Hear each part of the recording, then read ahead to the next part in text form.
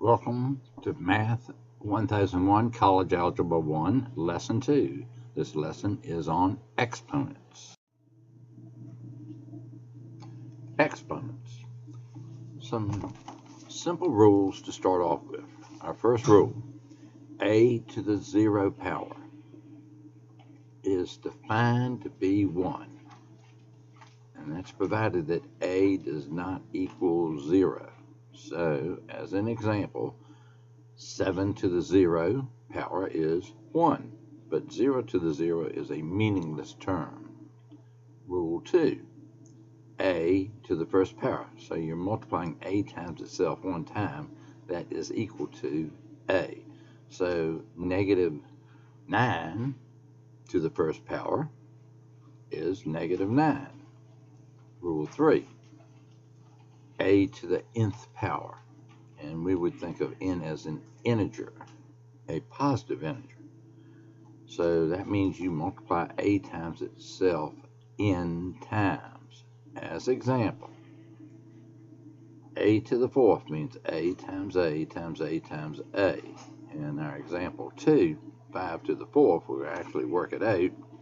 It's 5 times 5 times 5 times 5. Now it doesn't tell you how to work it out. So you could do 5 times 5 is 25 times 5 is 125 times another 5 is 625. But somebody else might do 5 times 5 is 25 and the other 5 times 5 is 25, and they know that 25 times 25 is 625. So it doesn't tell you how to do it, but it is 5 times 5 times 5 times 5 is 625. In these rules, we're taking a to a negative power. So if n is a positive integer, a to the negative n, it's defined to be 1 over a to the n. That 3 lines means a definition. So example 3, a to the negative 5. You can't multiply a times itself negative 5 times. It doesn't mean anything, but it's defined to be 1 over a to the 5th. So that means 1 over a times a times a times a times a. Example 4, we got 3 to the negative 5th power. That's 1 over 3 to the 5th.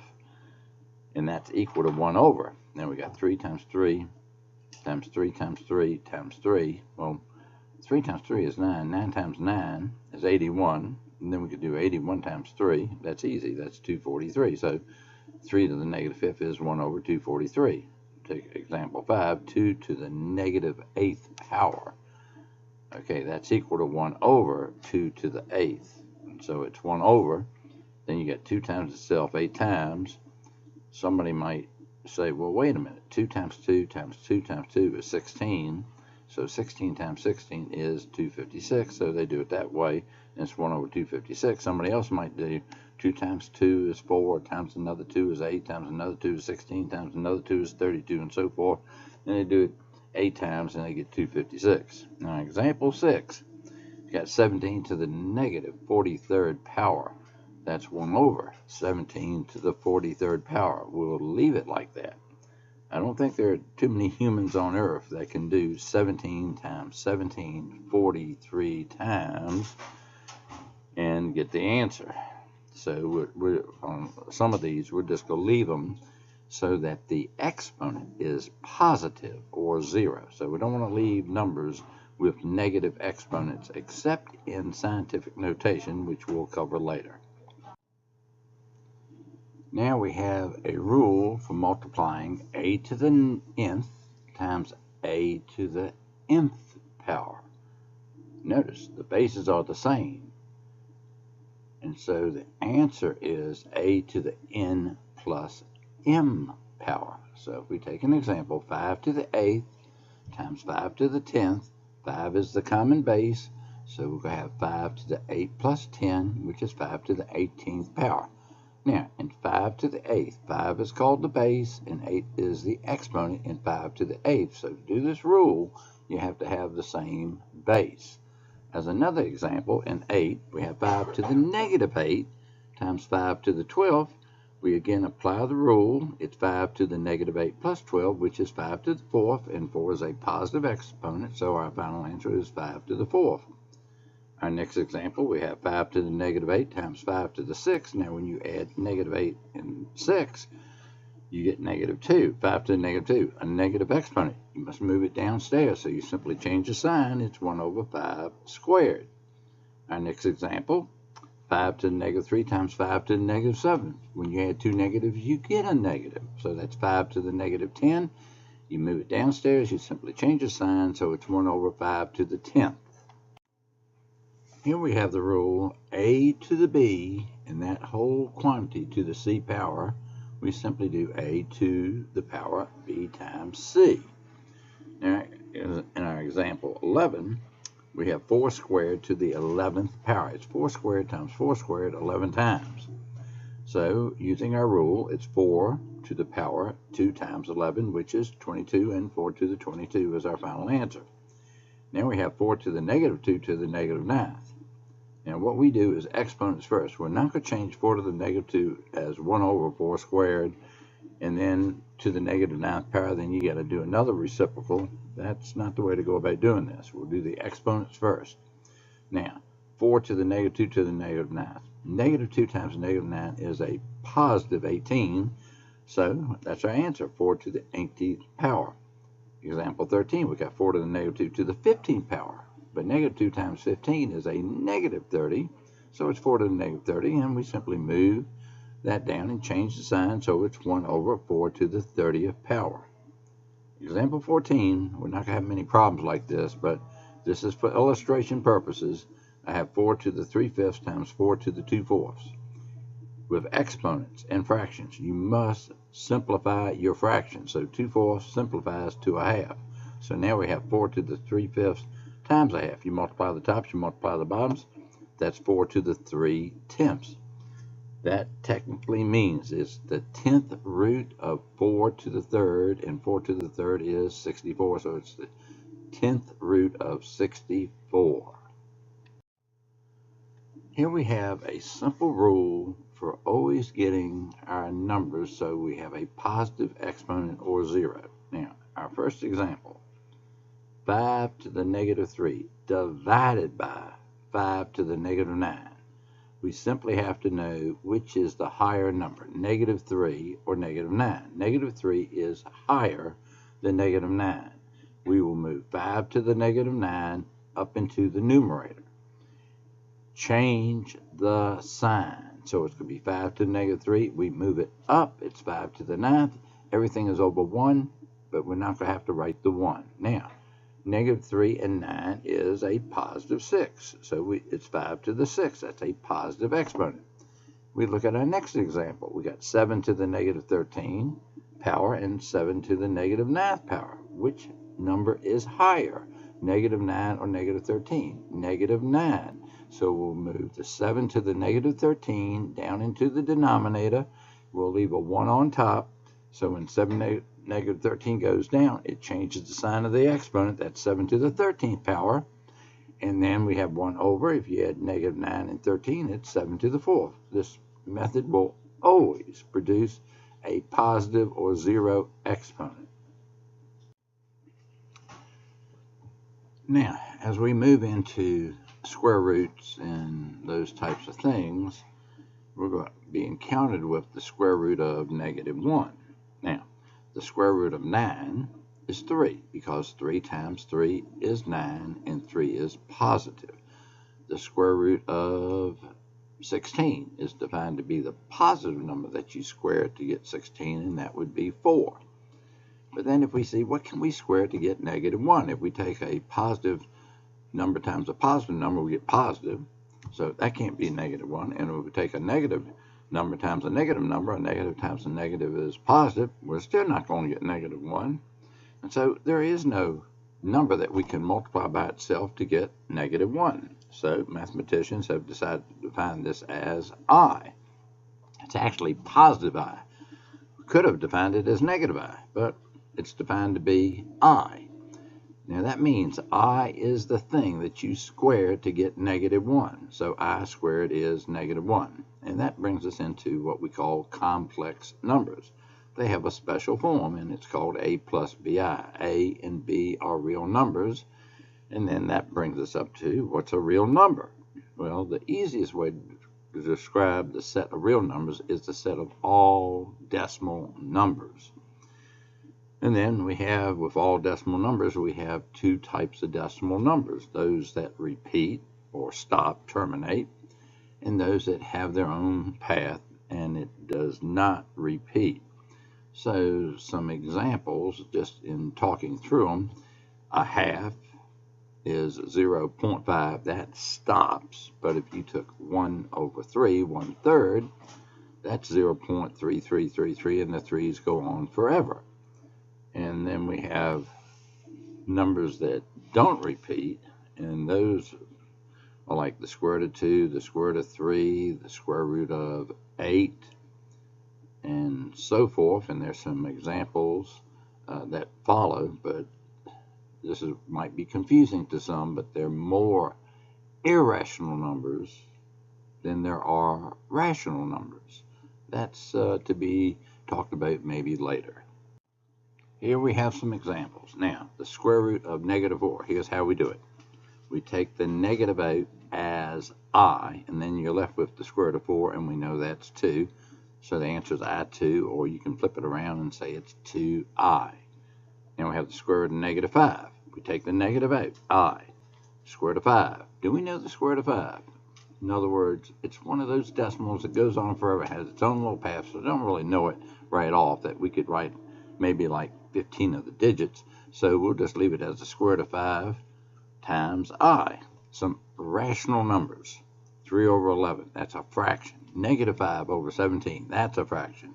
0.5, that's a terminating decimal. And then we have 34.2121. The 2 ones repeat forever. That's a rational number. Some irrational numbers. Square root of 2, square root of 3, square root of 5. We could keep going. Square root of any number that's not a perfect square. So the square root of 8, the square root of 10, the square root of 11, square root of 12, square root of 13, square root of 14, square root of 15. 16 is a square. It's 4 squares, so that's not irrational. And then we have this other little number here, 0.10, 100. A 1, then 3 zeros, and then ... That's a 1 and 4 zeros, a 1 and 5 zeros. That's a pattern, but it does not repeat, so that's an irrational number. Something you can do. 5 is positive. Square root of 5 times square root of 5. You can put the square root of 5, the 2 5's under the square root symbol, and so that's the square root of 25, which is 5. Now, the square root of 2 times the square root of 3. You can combine them because 2 and 3 are positive, so that's the square root of 2 times 3, so that's the square root of 6. Something you cannot do. If you have negatives under the radical, the square root symbol, you cannot combine them. So the square root of 3 times the square root of -3, you can't say that's the square root of -3 times -3, which happens to be the square root of 9, which is 3. So if we do it in pieces, the square root of -3 times the square root of -3 is I. We take the negative out times the square root of 3. The next one, the square root of 3, I. The negative's out. Now, we combine the terms. The square root of 3 times the square root of 3, they're positive. That's the square root of 9. You have I times I. That's I squared, and we define I squared as -1. So now we got 3 times -1, which is -3. So you can't have 3 and -3 as being answers. You have to have a unique answer. So you cannot combine radicals with negatives. But let's see what we've actually done. The square root of -3 times square root of -3 is the square root of -3 squared, and it turns out to be -3. And when we look at our other example, the square root of 5 times square root of 5, that's the square root of 5 squared, is 5. Which brings us to an amazing fact, and we really need to memorize this one. The square root of wiggle squared is wiggle. It will occur over and over in math. It doesn't matter whether wiggle is positive or negative. So the square root of wiggle squared is wiggle. Some simple square roots. So let's see if we know these. The square root of 25. What is the positive number that you square to get 25? 5. The square root of 625. What's the positive number that you square to get 625? 25. Square root of 81, you probably know that's 9. The square root of 121, 11. The square root of 1, 1. Square root of negative 1, I, that's our I. The square root of 64, 8. The square root of 100, 10. And what is this stuff? The square root of 1, 2, 3, 2, 1. We could learn by the square root of 121 was 11. And the square root of 1, 2, 3, 2, 1 is 1, 1, 1. So if you do 1, 1, 1 times 1, 1, 1, you get 1, 2, 3, 2, 1.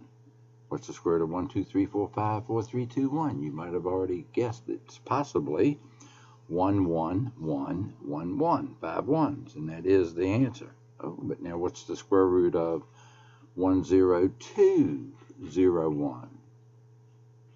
And if you give it some thought, you could do it mentally. That's 101. Squaring numbers. Now, in our first example on the left, the square root of wiggle. Doesn't matter whether wiggle is positive or negative. When you square it, you will get wiggle. So 2 examples. The square root of 5, whatever that number is, when you square it, you will get 5. You don't have to know what the square root of 5 is, because when you square it, you will get 5. The square root of negative 7 squared is negative 7. So the square roots of 5 and negative 7, you get 5 and negative 7. And below, the square root of 5 to 3 decimal places is 2.236. If you do 2.236 times 2.236, you will get 4.999696.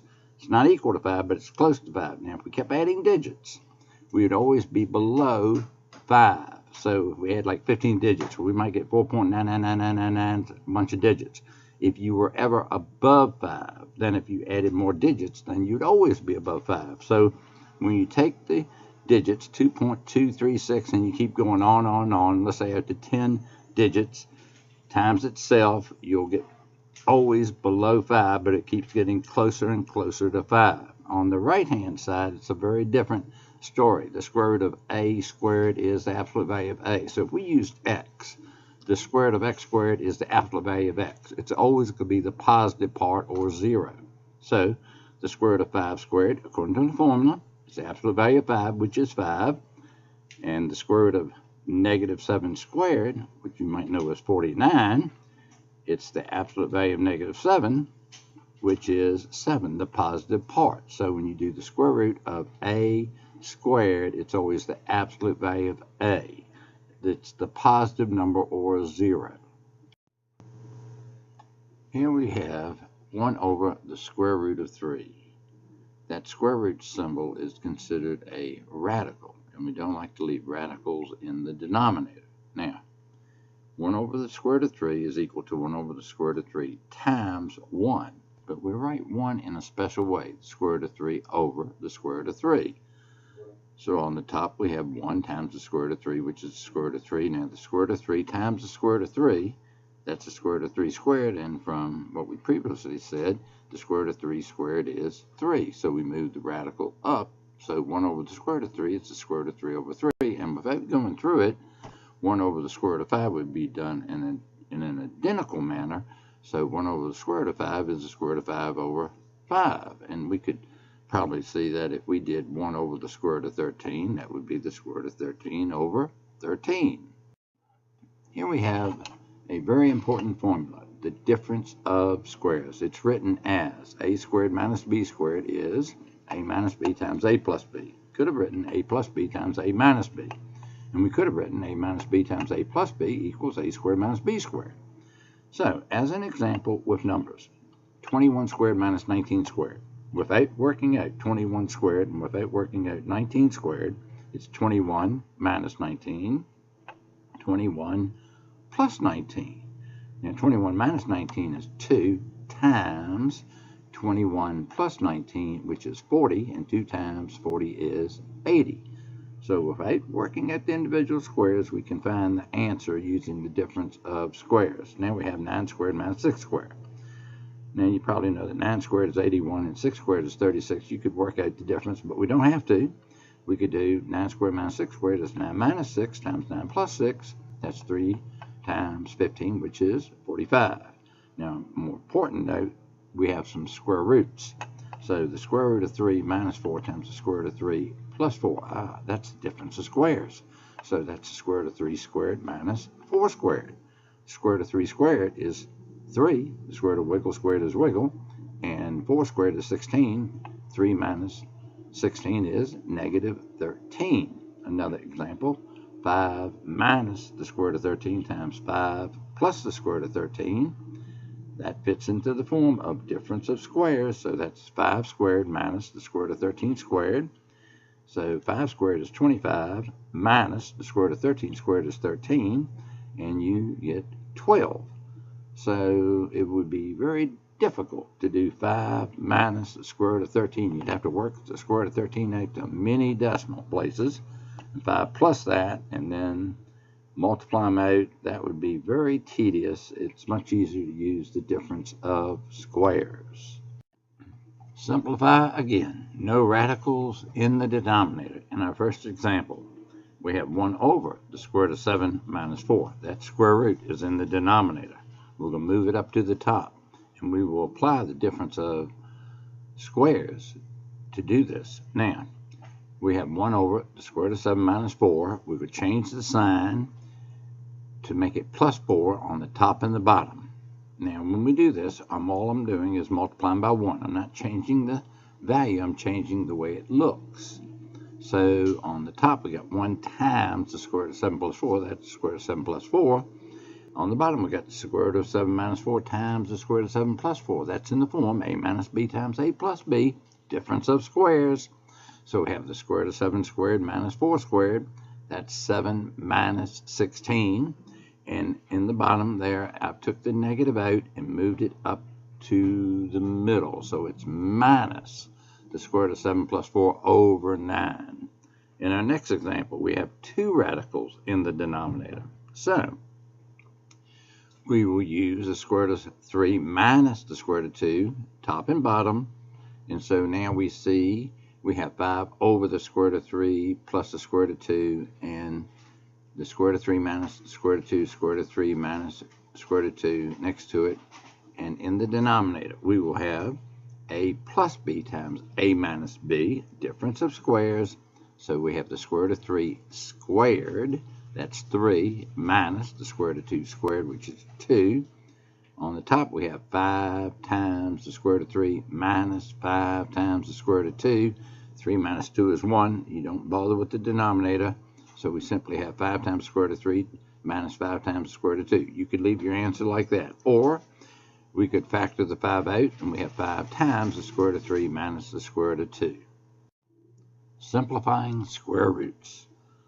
If a and b are positive numbers, the square root of a times b is the square root of a times the square root of b.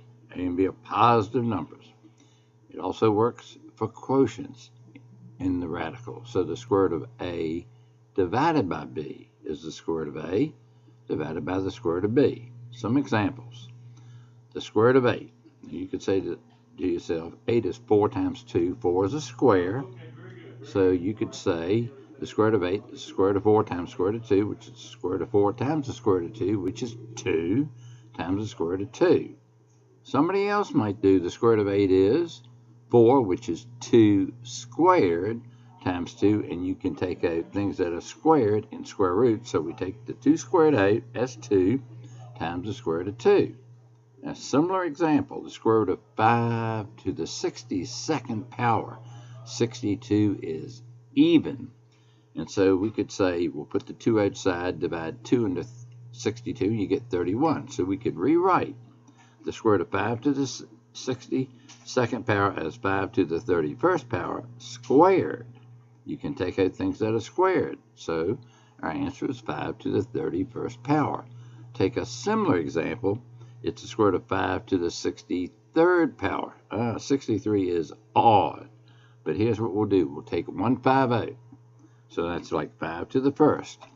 And then 5 to the 62nd power, which we've already done before as 5 to the 31st squared.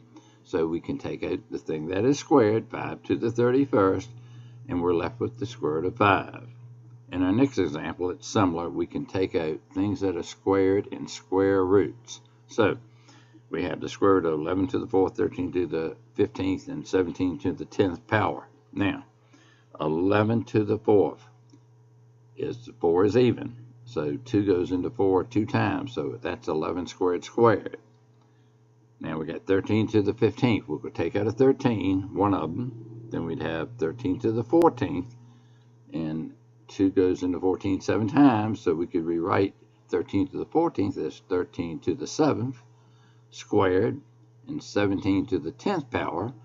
10 is even. 2 goes into 10 5 times. So that can be rewritten as 17 to the 5th squared. What's our final answer? We can take out things that are squared. We take out 11 squared, we take out 13 to the 7th, and we take out 17 to the 5th. These are all things that were squared, and we're left with the square root of 13. Here we have some problems like we've had before, but we'll simplify so that the exponents are either 0 or positive. Now, a to the 3rd times a to the 5th, a is the common base. We add the 3 and the 5, we get a to the 8th. Now we have 3a squared, 3b to the 6th, and we want to simplify that.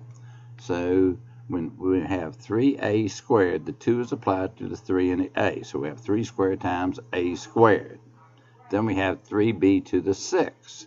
So that would be 3 to the 6th times b to the 6th. Now, with associative and commutative laws, we could juggle the terms around so the 3's are together, and then we have the a's and the b's. Okay.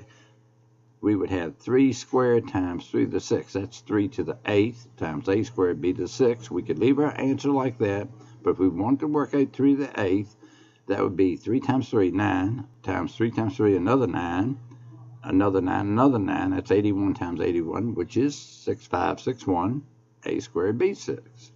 Okay, now we have 7a to the 8th over 14a to the 6th.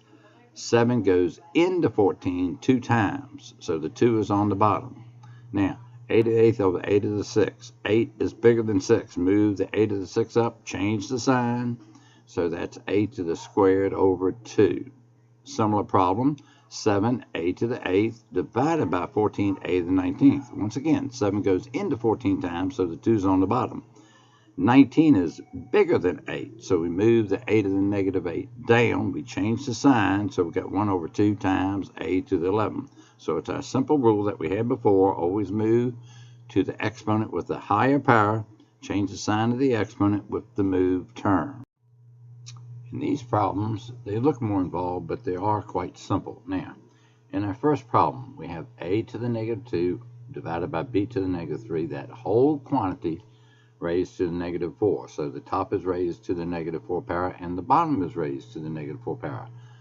Do the outside exponent first. Do not do a to the negative 2 is 1 over a squared and then do it that way. So using the outside exponent, we have a to the negative 2 to the negative 4. We multiply the two exponents, and that's a to the 8th. On the denominator, we have b to the negative 3 to the negative 4. Negative 3 times negative 4 is a positive 12. So our final answer is a to the 8th over b to the 12. In our next problem, we have b5 to the negative 2 over a to the negative 3 to the 4th power. We'll do the same method. We'll do the outside exponent first. So we're going to have 5 to the negative 2 to the 4th power. That's 5 to the negative 8th power. A to the negative 3 to the 4th power. That's a to the negative 12th power. These are negative exponents. We need to get positive exponents, so we'll move 5 to the negative 8 down, change the sign. So in the denominator, we will have 5 to the 8. And then we have a to the negative 12. We move it up. We change the sign, a to the 12th in the numerator. Our next one, it looks complicated, but it isn't. We have 12 times stuff and over 4 times stuff. First thing we're going to do, 4 goes into 12 3 times. That 3 is upstairs. Now we look at the a terms. We have a to the 5th on top and a to the 8th on the bottom. 8 is bigger than 5. Move a to the 5 down. So we see in the next expression we have a to the 8th times a to the negative 5th power. Now we look at the next variable, b to the 4th over b squared. 4 is bigger than 2. Move the b squared up. That's b to the negative 2. Okay, and then we have c to the 21st on top and c to the 10th on the bottom. 21 is bigger than 10. We move c to the 10th up. It's c to the negative 10. Now, we have 3. B to the 4th, b to the negative 2. You add them. That's b squared. C to the 21 times c to the negative 10. That's c to the 11th power over a to the 3rd. So it's quite simple if you do the outside exponents first, and you just follow the rule. Always go to the higher exponent. Here we have scientific notation. This is the only place with exponents where we allow negative exponents. In our first example, 2.1235 times 10 to the negative 5th is scientific notation. The decimal is after the first non-zero digit, and that's the 2. If you say, what is that equal to? Well, we would move our decimal 5 places to the left. So starting with the 2.1235, where the decimal is now, you move it on the left 5 places. 1, 2, 3, 4, 5, and that's the number to the right. Now 4.034 times 10 to the 32nd, that's scientific notation. So we got 4 dot. If you wrote 40.34, that's not. It's a single digit, then a dot. Now, we're not writing out 4.034 times 10 to the 32nd. That would be moving the decimal 32 places to the right. We already got digits for 034. That's 3 of them. So then you got the 32nd digit, the 31st, the 30th. So now we got 29, 28, 27, did all the way down to 1. That's a lot of zeros to add. Now we look at 7 times 10 to the negative 3. Somebody could say, well, that's not scientific notation because we don't have a 7.0. 7 is a single digit integer. We could leave it like that. Or if you wanted to, you could write 7.0. Now we have a problem. What's 3 times 10 to the 5th times 3 times 10 to the 8th? Well, we could move the 3's around. 3 times 3 is 9, and 10 to the 5th times 10 to the 8th, moving those powers of 10. That's 10 to the 13th. And that's all we're going to do with that. That's an integer, single digit. We'll just leave it like that. Okay, now we got numbers that are not in scientific notation originally. So we have 0.0045 times 10 to the 5th. So you want 4.5, and so you write 4.5 and say, okay, now what power of 10 do I raise 10 to get back to 0.0045? And you say, well, that's 3 places, and so it's 10 to the negative 3rd. Negative, you go left. And now times the 10 to the 5th, and so that's 4.5 times negative 3 and 5 is 210 squared. Take it on the opposite end, so to speak, we got 678,932 times 10 to the 25th. We want our decimal after the 6, so we want 6.78932. So you have to ask yourself, well, how can we get back to the original number? And then we count the decimal places, 23987. That'd be 5 decimal places, so 6.78932 times 10 to the 5th times the original 10 to the 25th. And so we combine the powers of 10, so that's 10 to the 30th, and we still have 6.78932. So that's relatively easy if you use these methods.